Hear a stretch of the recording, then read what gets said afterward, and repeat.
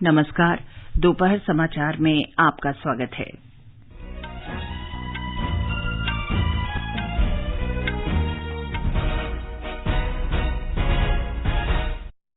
प्रधानमंत्री नरेंद्र मोदी नेपाल में लुम्बिनी के माया देवी मंदिर में बुद्ध जयंती समारोह में शामिल हुए। प्रधानमंत्री मोदी और नेपाल के प्रधानमंत्री शेर बहादुर देउबा के बीच होने वाली द्विपक्षीय बैठक में भारत नेपाल संबंधों को मजबूत करने पर विचार विमर्श किया गया। प्रधानमंत्री उत्तर प्रदेश के कुशीनगर में महापरिनिर्वाण स्तूप का अवलोकन करेंगे। बुद्ध पूर्णिमा समूचे विश्व में मनाई जा रही है। त्रिपुरा में मुख्यमंत्री मानिक साहा ने अपने मंत्रिमंडल में 11 मंत्रियों को शामिल किया। केंद्र ने भारतीय खाद्य निगम को पंजाब, हरियाणा और चंडीगढ़ में गेहूं खरीद की अनुमति दी। मौसम विभाग ने कल से राजस्थान, पंजाब, हरियाणा और दिल्ली में लू का असर कम होने का अनुमान बताया। असम के 7 जिले बाढ़ की चपेट में, लगभग 57,000 लोग प्रभावित। कर्नाटक की टीम ने हरियाणा को 2-0 से हराकर सीनियर महिला राष्ट्रीय हॉकी चैंपियनशिप फाइनल में जगह बनाई। दूसरा सेमीफाइनल आज ओडिशा और झारखंड के बीच खेला जाएगा। और आईपीएल क्रिकेट में आज शाम नवी मुंबई में पंजाब किंग्स का मुकाबला दिल्ली कैपिटल्स से।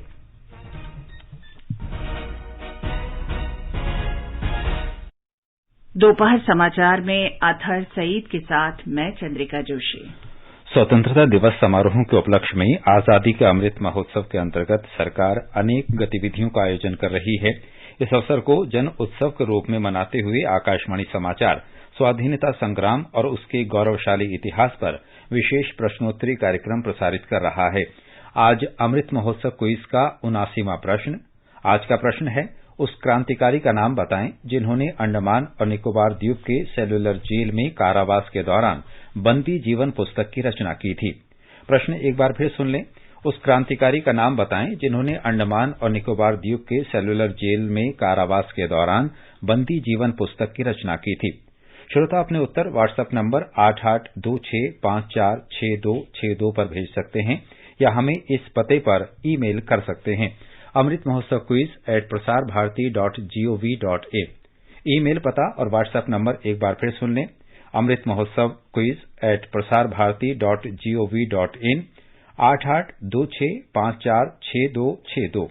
एक भाग्यशाली प्रतिभागी को विजेता चुना जाएगा और कल के समाचार प्रभात में उनके नाम की घोषणा की जाएगी। विजेता को ई प्रमाण पत्र और पुरस्कार दिया जाएगा। और अब समाचार। प्रधानमंत्री नरेंद्र मोदी बुद्ध पूर्णिमा के अवसर पर नेपाल के लुम्बिनी में माया देवी मंदिर में बुद्ध जयंती समारोह में शामिल हुए। इस अवसर पर प्रधानमंत्री ने माया देवी मंदिर में पूजा अर्चना की। आज लुम्बिनी पहुंचने पर नेपाल के प्रधानमंत्री शेर बहादुर देउबा ने उनका स्वागत किया। दोनों नेताओं के बीच एक बैठक भी हुई। इसमें भारत नेपाल संबंधों को और मजबूत करने पर विचार विमर्श हुआ।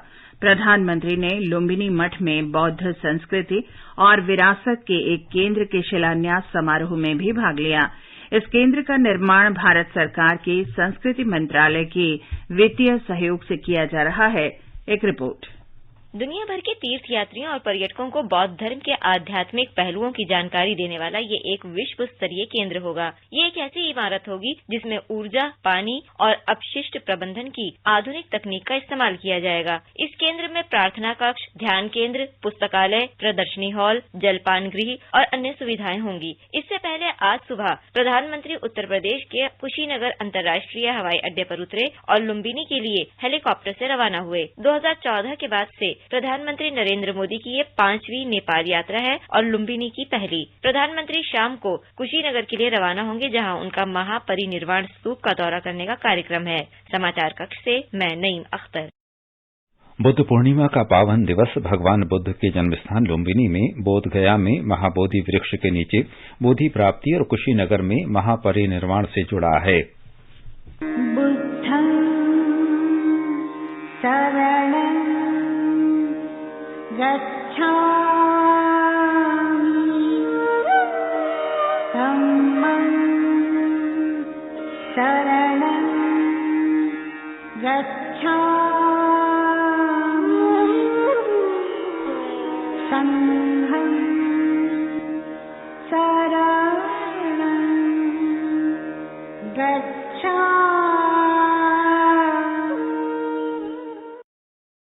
भगवान बुद्ध का जन्म 563 ईसा पूर्व में नेपाल के लुम्बिनी में वैशाख पूर्णिमा को हुआ था। बिहार में बुद्ध पूर्णिमा धार्मिक आस्था और श्रद्धा के साथ मनाई जा रही है। एक रिपोर्ट। जापान, श्रीलंका, इंडोनेशिया समेत विभिन्न देशों से लगभग 7,000 बौद्ध भिक्षु बुद्ध जयंती समारोह में भाग लेने के लिए बोध गया आए हुए हैं। महाबोधि मंदिर परिसर में बोधि वृक्ष के नीचे भिक्षुओं ने विश्व शांति के लिए विशेष पूजा अर्चना की। आज सुबह शोभा यात्रा भी निकाली गई, जिसमें काफी संख्या में श्रद्धालुओं ने भाग लिया। महाबोधि मंदिर को आकर्षक और मनमोहक ढंग से सजाया गया है। विभिन्न देशों के मोनेस्ट्रीज को रंग बिरंगे झंडे और फूलों से सजाया गया है। बुद्ध जयंती समारोह को देखते हुए सुरक्षा के कड़े इंतजाम किए गए हैं और आने जाने वालों पर विशेष नजर रखी जा रही है। आकाशवाणी समाचार के लिए पटना से कृष्ण कुमार लाल। उपराष्ट्रपति एम वेंकैया नायडू और प्रधानमंत्री नरेंद्र मोदी ने इस अवसर पर शुभकामनाएं दी। अपने संदेश में श्री नायडू ने कहा कि भगवान बुद्ध ने गहन सत्य का प्रचार किया। प्रधानमंत्री मोदी ने कहा कि बुद्ध पूर्णिमा हमें भगवान बुद्ध के सिद्धांतों का स्मरण करने और उन्हें पूरा करने की प्रतिबद्धता दोहराने का अवसर देता है। उन्होंने कहा कि भगवान बुद्ध के संदेशों पर आचरण से धरती पर शांति और भाईचारे की स्थापना हो सकेगी। वैशाख पूर्णिमा का दिन पूरे विश्व के बौद्ध धर्मावलंबियों के लिए विशेष महत्व का दिन है। इस अवसर पर भारत, नेपाल, भूटान, म्यांमार, थाईलैंड, तिब्बत, चीन, Korea, Laos, Vietnam, Mongolia, Cambodia, Singapore, Indonesia और श्रीलंका में विशेष समारोहों का आयोजन किया जा रहा है। श्रीलंका में बुद्ध पूर्णिमा के अवसर पर आज देशव्यापी कर्फ्यू हटा लिया गया है। सरकार ने 2 दिन की छुट्टी घोषित की है। 9 मई को शांतिपूर्ण विरोध प्रदर्शन के हिंसक हो जाने के बाद कर्फ्यू लगाया गया था। राष्ट्रपति रामनाथ कोविंद कैरेबियाई देश जमैका और Saint Vincent and the Grenadines की यात्रा के पहले चरण में आज सुबह जमैका की राजधानी किंगस्टन पहुंचे। राष्ट्रपति कोविंद जमैका और Saint Vincent and the Grenadines की राजकीय यात्रा पर हैं। भारत के राष्ट्रपति की इन कैरेबियाई देशों की ये पहली यात्रा है। राष्ट्रपति कोविंद प्रधानमंत्री एंड्रयू होलनेस और अन्य गणमान्य व्यक्तियों से मुलाकात करेंगे। इस दौरान राष्ट्रपति जमैका की संसद के दोनों सदनों की संयुक्त बैठक को संबोधित करेंगे। इस वर्ष भारत और जमैका के बीच राजनयिक संबंधों के 60 वर्ष पूरा हो रहे हैं। ब्यौरा हमारे संवाददाता से। कैरेबियन क्षेत्र के इन देशों में राज्य प्रमुख स्तर की यह पहली यात्रा है। जमैका और भारत के बीच मैत्रीपूर्ण संबंध रहे हैं। जमैका में मौजूद प्रवासी भारतीय दोनों देशों के बीच जीवंत सेतु की तरह हैं। राष्ट्रपति कोविंद के आगमन पर जिस गर्मजोशी के साथ उनका स्वागत हुआ, वह जमैका और भारत के प्रगाढ़ रिश्तों को दर्शाता है। किंगस्टन से आकाशवाणी समाचार के लिए अरुण कुमार सिंह। ये समाचार हमारी वेबसाइट newsonair.com/hindi और हमारे mobile app news on AIR पर भी उपलब्ध हैं। सुनो ना, हाँ? सोच रहा हूँ अपना बिजनेस क्यों न बढ़ा लूं। तो रोका किसने है? हाँ? रोका तो किसी ने नहीं, पर समझ नहीं आ रहा कि मदद किससे मांगूं। मुझसे। तुमसे? तो अच्छा बताओ फिर। आकाशवाणी है ना, मैंने सुना है उसका नेटवर्क देश भर में फैला है। पर उससे मेरा क्या फायदा? देखो, फायदा है। जिस शहर में चाहो विज्ञापन की मदद से उपभोक्ताओं तक पहुंच जाओ। पर अब ये भी तो बता दो कि आकाशवाणी से संपर्क कैसे करूं? बहुत आसान है, मैं बताती हूँ। नंबर नोट करो, 870-001-4242। ओ 870-001-4242। लो अभी फोन लगाता हूँ 870-001-4242 पर।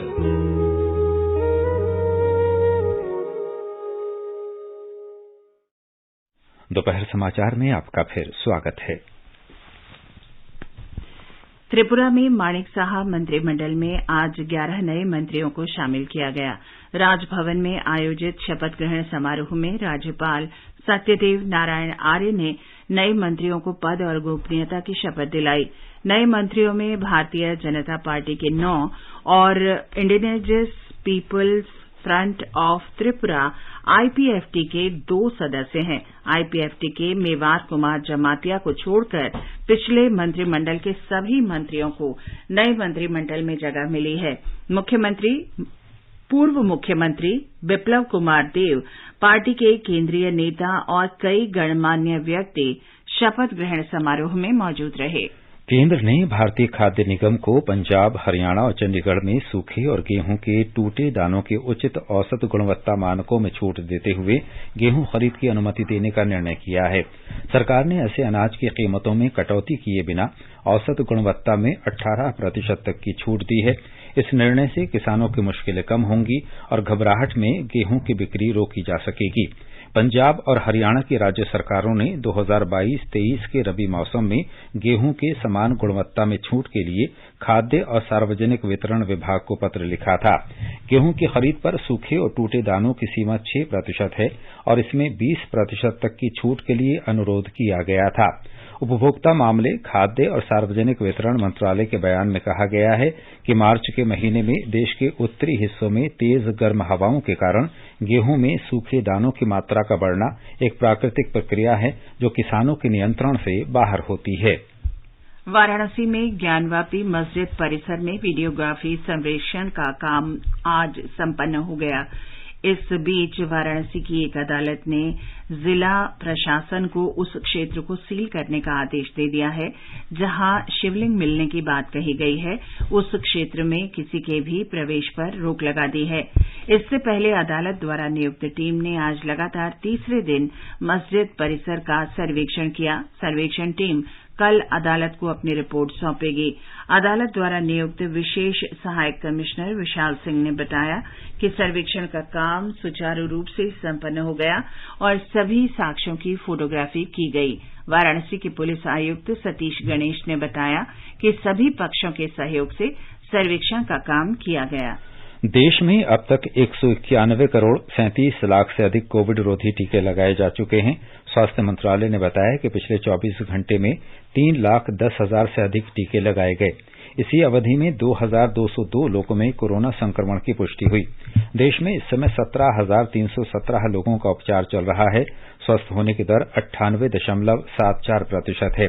कल 2,550 लोग स्वस्थ हुए।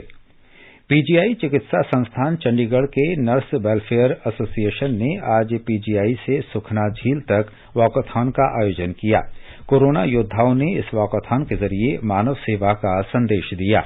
देश के लिए कल का दिन काफी महत्वपूर्ण रहेगा जब स्वदेश में निर्मित भारतीय नौसेना के 2 युद्धपोतों सूरत और उदयगिरि का मुंबई के माझगांव बंदरगाह से जलावतरण किया जाएगा। इस अवसर पर आयोजित 2 अलग अलग समारोहों में रक्षा मंत्री राजनाथ सिंह मौजूद रहेंगे। भारतीय नौसेना का 15B श्रेणी का सूरत युद्धपोत आधुनिक श्रेणी का है और ये गाइडेड मिसाइल को ध्वस्त करने में सक्षम है। इसका निर्माण मुंबई की माझगांव डॉक्स लिमिटेड में किया गया है। श्रीलंका में बिजली और ऊर्जा मंत्री कंचना विजयसेकरा ने कहा है कि अगले 2 हफ्तों में भारत से 3 जहाजों से ईंधन श्रीलंका पहुंच जाएगा। इसके बाद देश में पर्याप्त मात्रा में ईंधन उपलब्ध हो जाएगा।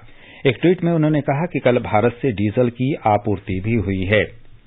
आगे बढ़ने से पहले मुख्य समाचारों पर एक नजर। प्रधानमंत्री नरेंद्र मोदी नेपाल में लुम्बिनी के मायादेवी मंदिर में बुद्ध जयंती समारोह में शामिल हुए। प्रधानमंत्री मोदी और नेपाल के प्रधानमंत्री शेर बहादुर देउबा के बीच होने वाली द्विपक्षीय बैठक में भारत नेपाल संबंधों को मजबूत करने पर विचार विमर्श किया गया।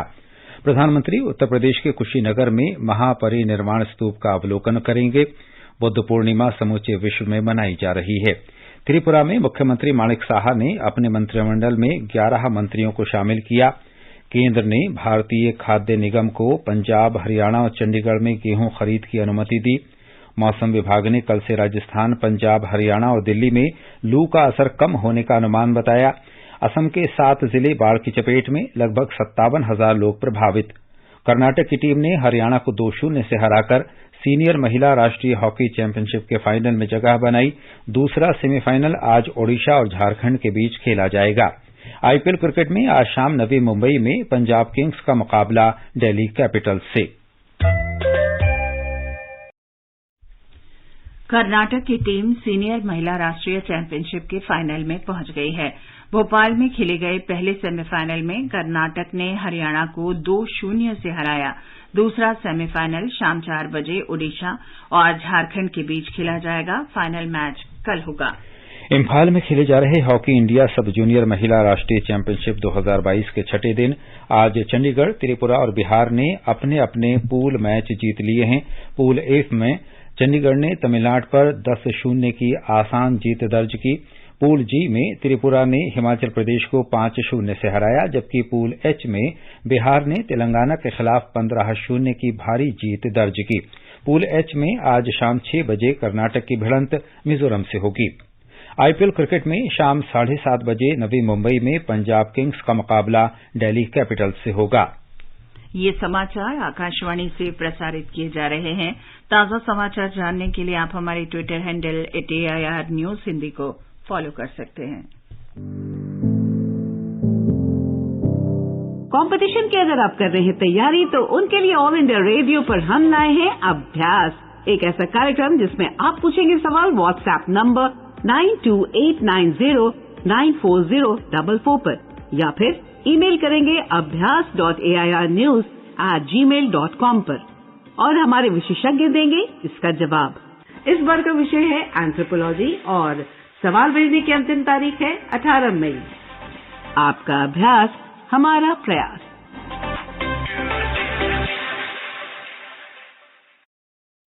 आकाशवाणी समाचार की विशेष प्रस्तुति धरोहर में स्वतंत्रता आंदोलन के उन भाषणों, नारों और कविताओं से नई पीढ़ी को परिचित कराया जाता है जिन्होंने आजादी के दीवानों में उत्साह का संचार किया था।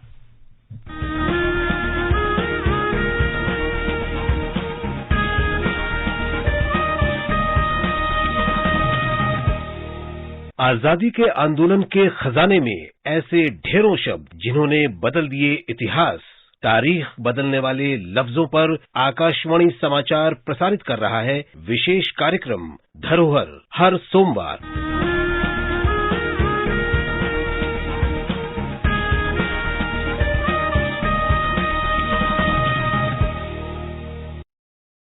आजादी का अमृत महोत्सव के अंतर्गत आइए अब सुनते हैं आकाशवाणी की विशेष प्रस्तुति आजादी का सफर। आजादी का अमृत महोत्सव।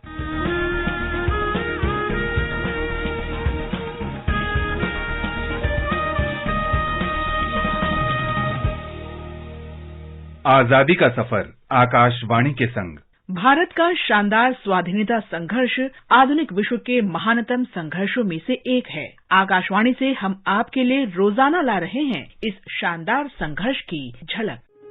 फुलछन यहाँ आंगनई भरी, सांपा गुरासा सुना खरी।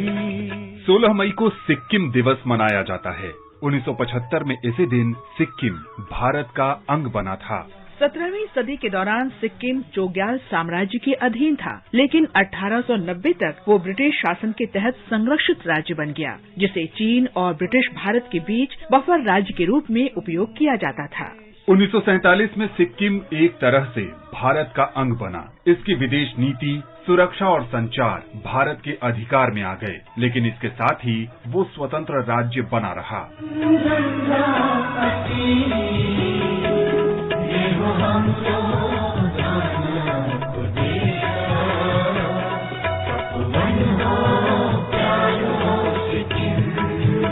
1973 में लोगों ने उत्तरदायी सरकार की मांग करनी शुरू कर दी और राजशाही के विरोध में आंदोलन शुरू हुआ। जनमत संग्रह में 97% से अधिक लोगों ने राजशाही समाप्त करने का समर्थन किया। इसके कारण सिक्किम का विलय आधिकारिक रूप से भारत में हो गया। नए राज्य को संघ में समाहित करने के लिए भारतीय संसद ने देश के संविधान को संशोधित किया। सबसे पहले उन शर्तों के निर्धारण के लिए 35वां संशोधन किया गया, जिनके तहत सिक्किम को संबद्ध राज्य बनाया गया। कुछ महीने बाद 35वें संशोधन को निरस्त करने के लिए 36वां संशोधन किया गया और सिक्किम को पूर्ण राज्य बनाया गया तथा संविधान की पहली अनुसूची में इसे शामिल किया गया।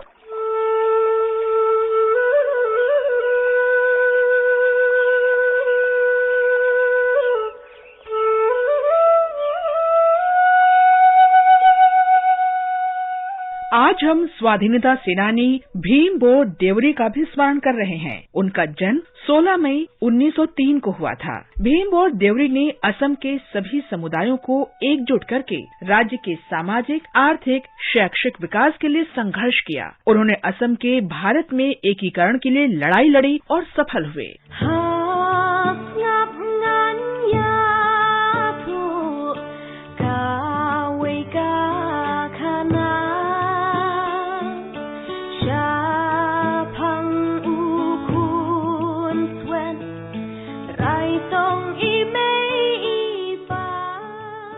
पेशे से वकील देवरी ने 1933 में असम पिछड़ा क्षेत्र जनजातीय लीग की स्थापना में सहायता की। उन्होंने ये सुनिश्चित करने के लिए कार्य किया कि देशज असमिया लोगों को भूमि आवंटित की जाए। देवरी मार्च 1945 में प्रसिद्ध खासी दरबार हॉल प्रस्ताव को तैयार करने वालों में शामिल थे, जहां विभिन्न देशज समुदाय के नेताओं ने अपनी स्वतंत्र जमीन बहाल करने के लिए प्रस्तावों के लिए प्रतिबद्धता व्यक्त की। उन्होंने विभिन्न जनजातियों की स्वतंत्रता बनाए रखते हुए पूर्वोत्तर भारत को विकास के नए दृष्टिकोण की तरफ ले जाने के आंदोलन का नेतृत्व किया। भीमबोर देवरी ने अंत तक देशज लोगों के अधिकारों के लिए लड़ाई जारी रखी। महान भारतीय को आकाशवाणी की तरफ से श्रद्धांजलि।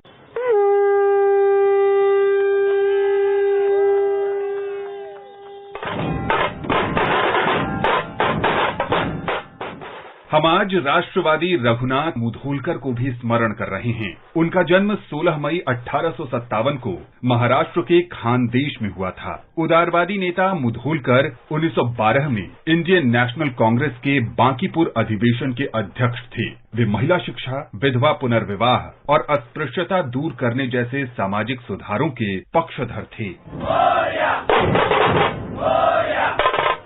रघुनाथ मुधोलकर गोखले के अनुयायी थे। उनका विश्वास था कि राष्ट्रीय आंदोलन संवैधानिक और अहिंसक होना चाहिए। उन्होंने ब्रिटिश सरकार की आर्थिक नीतियों की आलोचना की और विदर्भ में अनेक उद्योगों की स्थापना में सहायता की। 1890 में उन्हें भारतीयों की मांगों को पहुंचाने के लिए कांग्रेस के प्रतिनिधिमंडल के साथ इंग्लैंड भेजा गया। रघुनाथ मुधोलकर अंत तक लोगों के लिए कार्य करते रहे और 13 जनवरी 1921 को उनका निधन हो गया। इस महान भारतीय को शत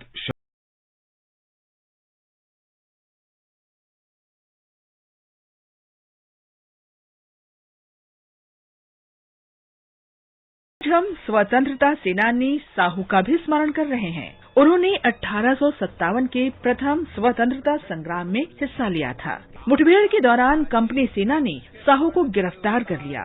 16 मई 1859 को कैद के दौरान अंडमान द्वीप में उनका निधन हो गया। वीर साहू को नमन। आज बस इतना ही। आजादी का सफर आकाशवाणी के संग। कल फिर मिलेंगे नई कड़ी के साथ।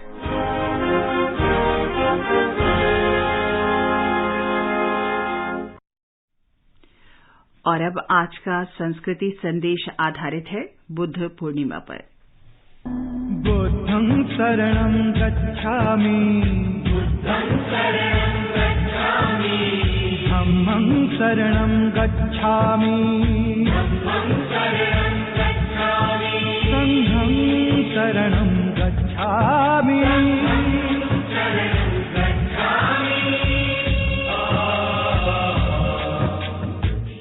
बुद्ध पूर्णिमा बौद्ध धर्म में आस्था रखने वालों का एक प्रमुख त्योहार है।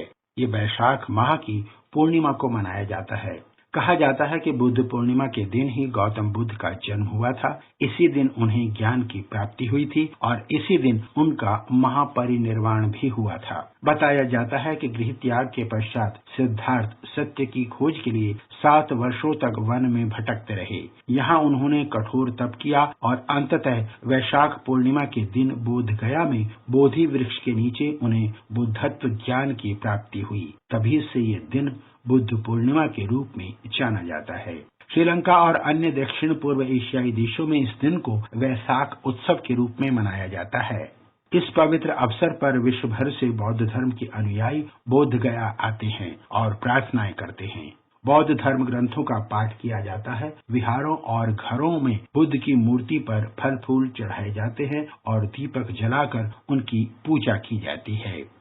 दिल्ली स्थित बुद्ध संग्रहालय में इस दिन भगवान बुद्ध की अस्थियों को भक्तों के लिए बाहर प्रदर्शित किया जाता है।